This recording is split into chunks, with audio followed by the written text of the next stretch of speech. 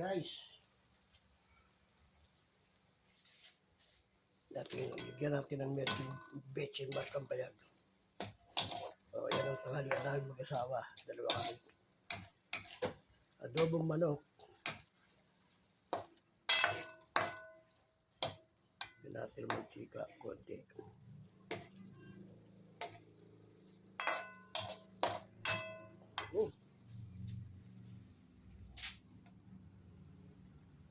Masarap kasi may mantika.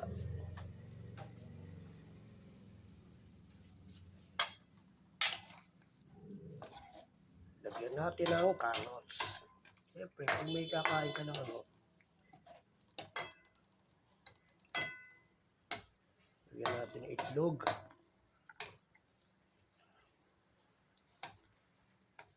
Magkakaroon ng cholesterol yan. Basta hindi ka araw-araw nagaan.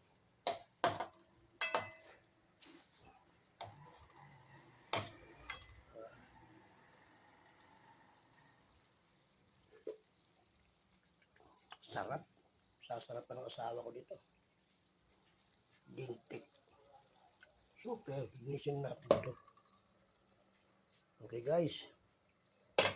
Tama na yan. Pasok naman tayo ngayon kay YouTube.